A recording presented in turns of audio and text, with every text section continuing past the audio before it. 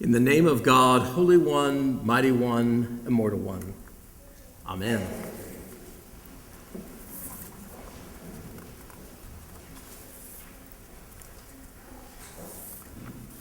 Good morning, one and all. A cordial welcome on behalf of our Rector Tim, who with a great company of saints, as you may know, are at Shrinemont for the annual Shrinemont weekend. And it's a special joy to get to be here with you on what is a special day. Special why? Well, of course, it's the morning after Halloween.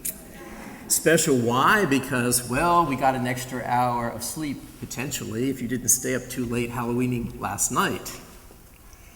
In our calendar of saints, lesser and greater, today we celebrate the great feast of All Saints.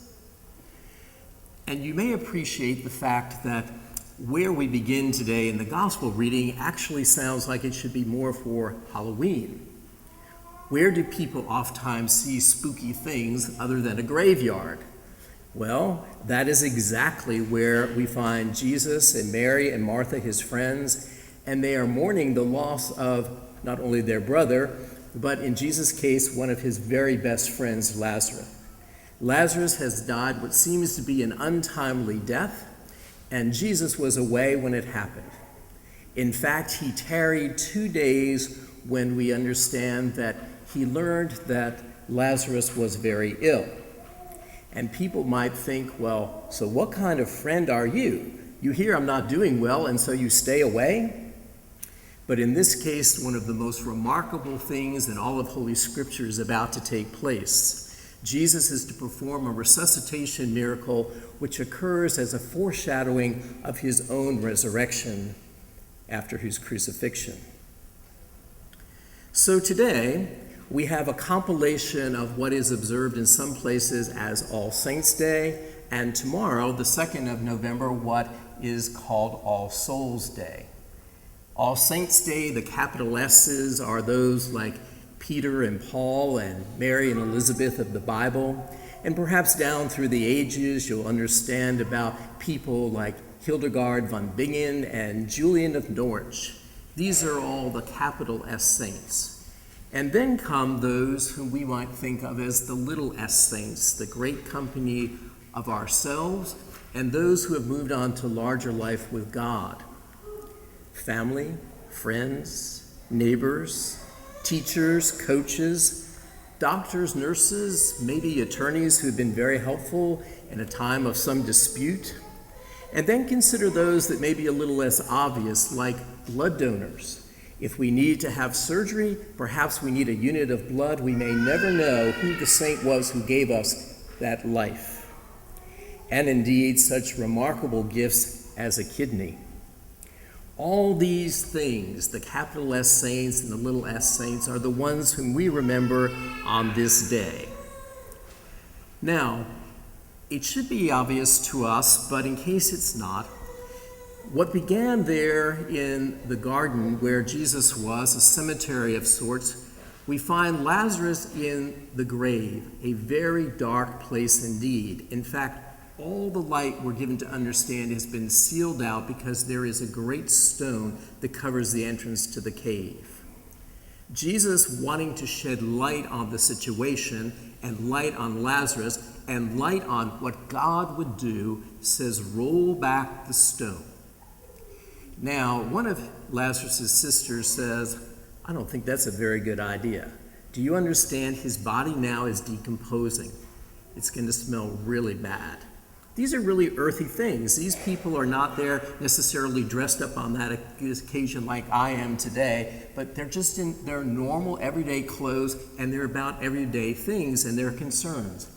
And so here we have a circumstance where the sisters are there, and they know the tradition that the spirit of the person lingers for 3 days, and by the 4th day, the spirit is gone. Why is that important? Because we need to know that Lazarus is given to understand to be really dead. So we have a really dead person whose body is decomposing, and on this occasion Jesus says, roll back the stone. And when they do, in a loud voice, Jesus calls to Lazarus, "Come out." And he does, and he's all bound up, and he looks like a mummy for Halloween. And what is it that Jesus says to those who are close to him? Take off the wrappings and set him free. Let the light of Christ shine through him so that all may see the glory of God. The light of Christ revealed through a person of Lazarus. Now, lest we miss the point, one time a young child who obviously had been paying attention in Sunday school, but also having spent a lot of time looking up at the stained glass windows, was asked the question, well, who are the saints? And without missing a beat, she said, well, of course, they're the ones who let the light shine in. Ah, what an insightful and comprehensive definition of a saint. Now, why is it that we in the Anglican Communion focus so much more energy, not as some would do in the Reformation from the continent on Martin Luther and Reformation Sunday, but all the saints? Well, I think for us it's because we have this sense of connectedness which is palpable in our tradition, and we want and we linger to be with those who have moved on with us into larger life, but it's not our time yet. The Anglican apologist Charles Williams wrote a rather spooky novel called Descent into Hell. And in that novel, he talks about the way in which things on earth and things in heaven are connected. And he describes it as the web of glory. The web of glory shimmers. And when things happen on earth, things are reflected in heaven. And good things that the faithful who have moved on to larger life with God wish for us through the power of the Spirit then work their way down even to us to this very day.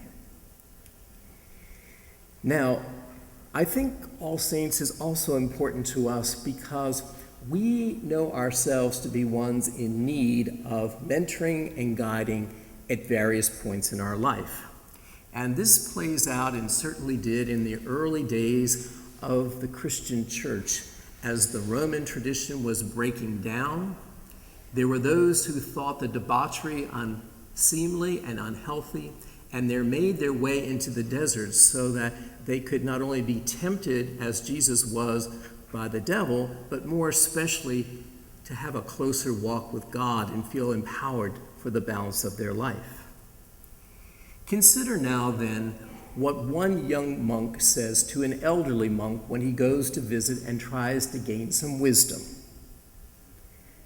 Abba Lot went to see Abba Joseph and said to him, Abba, as far as I can, I say my little rule of prayer. I fast a little, I pray and meditate. I live in peace as far as I can. I purify my thoughts. What else can I do? The old man stood up and stretched out his hands toward heaven. His fingers became like 10 lamps of fire. And he said to him, if you will, you can become all flame. Here then we have evidence of the spiritual life at work, and God shining the light through a personality, that of Abba Joseph, for the young monk, Abba Lot. And so it is for us. We have those women and men who at various points in our life seemingly cross our path, sometimes very briefly, sometimes for a longer period, or they come and they go, and they seem to appear just at the right time. These then are the saints whom we remember this day. Now someone may ask, what is the mechanism whereby the saints are connected, namely us here on earth, with those who have gone on to larger life and those who are yet to come? The short answer is by holy wisdom, sometimes referred to as Sophia, as in the famous Basilica Hagia Sophia, where Tim, our rector, and some from the parish have visited of late. Now, a particularly elusive passage on this subject has come down to us from Elizabeth N. Johnson, who in Friends of God and Prophets has some interesting things to say. And so, if you will, I invite you just to simply relax for a moment as if you were going on a silent retreat and hearing a brief meditation where you anticipate hearing some pearls, some gems, and indeed, this Elizabeth has something for us to hear. Holy wisdom, she says herself, forges bonds of connectedness throughout the universe. In all its dazzling variety, the world enjoys a profound unity. In all its evolving, unpredictable change, it rides forward with intrinsic continuity, tying the eras together. The underlying interrelatedness of this one world is the gift of the life-giving Spirit, Sophia, who calls the community of creation into being and dwells within the world to repair the breaches that disrupt community, all the while luring it into a renewed future. Because holy wisdom is above and through and in all things, the world itself is a community that shares a common origin, history, and destiny. The religious symbols of creation, sin, redemption, and eschatology express the unitary relational view of reality in biblical tradition. The communion of saints is another such symbol developed in Christian usage to express the experience of persons connected one to another in virtue of being connected to the sacred mystery at the heart of the world. Potentially, it is the most inclusive symbol, for it not only relates disparate cultural groups around the world at any one time, women and men, and the most socially marginalized with the powerful, all within an egalitarian community of grace, but also the living and the dead and the yet to be born, all seekers of the divine in a circle around the Eucharistic table, the body of Christ which encompasses the earth itself. Remembering in hope that we are part of this great cloud of witnesses turns the living community today toward historic praxis that adds to, rather than subtracts from, the measure of compassion and justice in the world that the next generation will inherit. Thus, we participate in the great work of redemption. From generation to generation, she passes into holy souls and makes them friends of God and prophets. An unceasing work of love and challenge whereby holy wisdom marks the world as her own. Why were the saints saints? Because they were the ones, they are the ones, and they will be the ones who let the light of Christ shine through.